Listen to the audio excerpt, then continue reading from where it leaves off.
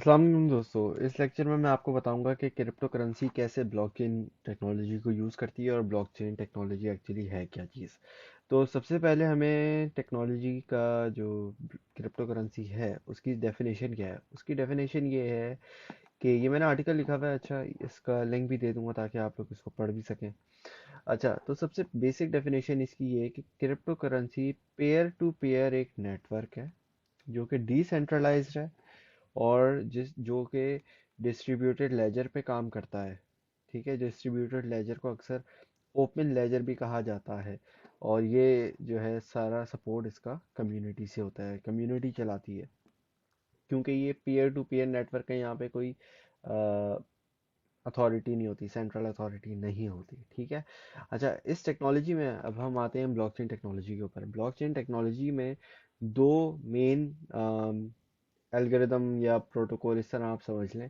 पहला है, मेन है, जिस पे बिटकॉइन और बहुत सारे इथेरियम वगैरह काम करते हैं, वो है प्रूफ ऑफ वर्क टेक्नोलॉजी। ठीक है, प्रूफ ऑफ वर्क में ये होता है कि आपने हार्डवेयर लगाना होता है, हार्डवेयर लगा के प्रोसेसिंग पावर जनरेट करते हैं आप, और उस प्रोसेसिंग पावर से जो आपकी क्रिप्टो करेंसी की ट्रांजैक्शंस हैं वो वैलिडेट होती हैं और अप्रूव होती हैं, और उसके ज़रिए जो ट्रांजैक्शन है वो एक बंदे से दूसरे बंदे की तरफ जाती है। ठीक है। इसमें आपको मशीनरी लगा सकते हैं। कुछ कॉइन्स हैं जिसमें आप जो है वो स्पेसिफिक हार्डवेयर उसके लिए डिज़ाइन किया गया है, उनको एसाइक माइनर्स कैसे हैं कहते हैं, जैसे बिटकॉइन है, लाइट कॉइन है, इनके लिए। ठीक है। लेकिन बहुत सारे कॉइन्स ऐसे भी हैं जिनको आप जो है वो जीपीयू ग्राफिक कार्ड से माइनिंग मशीन लगा के भी माइन कर सकते हैं और उससे रिवॉर्ड भी मिलता है आपको। ठीक है। दूसरी टेक्नोलॉजी या दूसरा प्रोटोकॉल है प्रूफ ऑफ स्टेक का। प्रूफ ऑफ स्टेक में आपको कोई हार्डवेयर नहीं लगाना, कोई कुछ कुछ भी नहीं लगाना होता। आपको रेगुलर कंप्यूटर आपका जो डेली यूजेज का होता है वो लेते हैं आप, उसमें वॉलेट इंस्टॉल करते हैं। टैनअप एक बहुत अच्छी एग्जांपल है इस टेक्नोलॉजी को इम्प्लीमेंटेशन वाली। अ, उसमें आपने ये करना होता है, आपने कॉइन खरीदे, कॉइन को वॉलेट में रखा, वॉलेट ऑन रखा, और आपके कॉइन ऑटोमेटिकली इंक्रीज होते रहेंगे, क्योंकि आपके जो कॉइन है वो वैलिडेट कर रहे होते हैं ट्रांजैक्शंस को। जितनी ज़्यादा आप कॉइन रखेंगे उतने ज़्यादा आपके पास रिवॉर्ड्स आएंगे। ठीक है। अच्छा जी, तो ब्लॉकचेन और क्रिप्टो करेंसी का ताल्लुक इस तरीके से है जैसे इंटरनेट और इसकी इम्प्लीमेंटेशन का है। ब्लॉकचेन जो है वो बेसिक टेक्नोलॉजी है, जैसे कि इंटरनेट एक टेक्नोलॉजी है ना। इंटरनेट पे आप बहुत सारी चीज़ें हम कर सकते हैं, नेटफ्लिक्स है, यूट्यूब है, फेसबुक है, हम कॉल्स कर सकते हैं, वीडियो कॉल्स, कॉन्फ्रेंस, ये सारी चीज़ें। तो इस तरीके से जो ब्लॉकचेन है वो एक्चुअल टेक्नोलॉजी है, और ब्लॉकचेन के ऊपर बनी है क्रिप्टो करेंसी। क्रिप्टो करेंसी एक इम्प्लीमेंट है ब्लॉकचेन टेक्नोलॉजी का। ठीक है।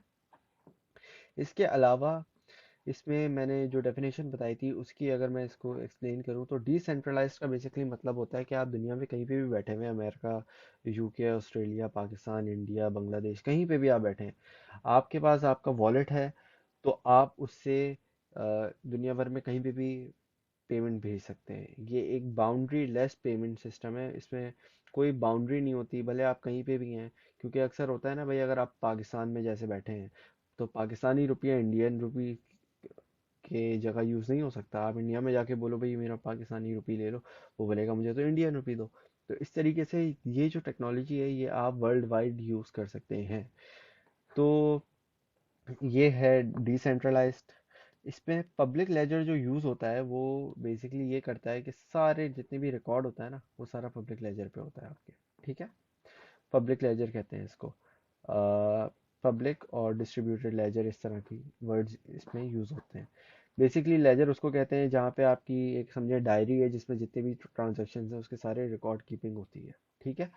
अच्छा जी, तो नेक्स्ट पॉइंट हमारा ये था कि पेयर टू पेयर सिस्टम है, मतलब एक बंदे ने दूसरे को पैसे भेज दिए, असद ने जैन को भेज दिए, जैन ने हदीका को भेज दिए, इस तरीके से। तो इससे क्या होता है कि बैंक जो थर्ड पार्टी बंदा है वो एलिमिनेट हो जाता है, और जो बेसिकली आपका जो ट्रस्ट है, क्योंकि आप ट्रस्ट करते हो ना थर्ड पार्टी को कि वही एक जगह से दूसरी जगह पैसे सही से पहुंचा दे, तो वो ख़त्म हो जाता है। आप खुद ही अपने बैंक बन जाते हो। बैंक्स को ख़त्म करता है लेकिन बैंकिंग को ख़त्म नहीं करता। और इससे आपके पास ज़्यादा कंट्रोल होता है आपके पैसे का। आप भले 1 रुपया किसी को भेजो, क्योंकि बैंक्स के पास जो है वो लिमिट आ जाती है ना भाई, एक दिन में आप इतने पैसे निकाल सकते हो, एक दिन में आप यहाँ ट्रांजैक्शन कर सकते हो, ये वो हज़ारों रूल्स वगैरह। क्रिप्टो करेंसी इससे आपको जो है वो समझे एक आपको बेनिफिट देती है, ठीक है। एक और इसका बेनिफिट ये है, और ये मुझे मेरा फेवरेट है सबसे, ये है ट्रांजैक्शन फीस। ट्रांजैक्शन फीस जब भी आप नोटिस करेंगे कि ट्रेडिशनल बैंकिंग में आपके पास बहुत ज़्यादा जो है वो ट्रांजैक्शन फीस होती है, स्पेशली अगर आप इंटरनेशनल पैसे सेंड कर रहे हो, ठीक है, जैसे एक मुल्क से दूसरे मुल्क में आपके काफ़ी टाइम भी लग जाता है। तो फीस भी और टाइम भी, ये दोनों चीज़ें कम हो जाती हैं अगर आप क्रिप्टो करेंसी का इस्तेमाल करते हैं। कुछ ब्लॉकचेन्स ऐसी हैं, जैसे अब बिटकॉइन है, बिटकॉइन को अप्रोक्सीमेटली आधा घंटा 1 घंटा लग जाता है ट्रांजैक्शन को एक जगह से दूसरी जगह पूरे कंप्लीट होने में। लेकिन कुछ ऐसी हैं कि वो एक विद इन अ मिनट आपकी ट्रांजैक्शन अप्रूव कर देती हैं। उसके अलावा आपकी, मैंने जैसे अभी बात की, क्विकर पेमेंट्स हैं और ट्रांजैक्शन फ़ीस हैं। बहुत ही कम ट्रांजैक्शन फ़ीस यूज़ होती है in comparison to traditional banking. तो ये सारी चीज़ें थी, होपफुली इनसे आपको जो क्रिप्टो करेंसी का वजूद है वो क्यों इतना इम्पोर्टेंट है और वो क्यों इतना अडेप्ट हुआ है लोगों में, ये सारा समझ आ गया होगा। कोई भी अगर क्वेश्चन वगैरह हो आप इस कमेंट्स में पोस्ट कर सकते हैं। Thank you very much for watching. अल्लाह हाफिज़।